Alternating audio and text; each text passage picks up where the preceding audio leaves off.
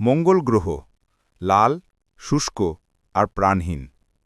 কিন্তু আপনি কি জানেন এই গ্রহটা একসময় হয়তো আমাদের পৃথিবীর মতোই ছিল?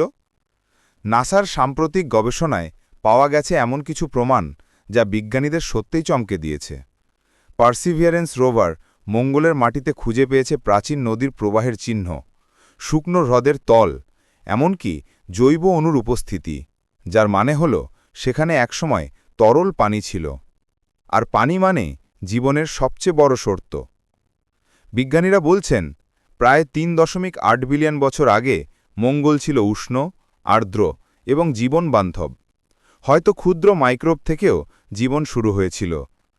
কিন্তু সময়ের সাথে সাথে মঙ্গলের চৌম্বকক্ষেত্র দুর্বল হয়ে যায়, বাতাস উড়ে যায় মহাশূন্যে, আর গ্রহটা ধীরে ধীরে পরিণত হয় আজকের এই ঠান্ডা, শুষ্ক মরুভূমিতে।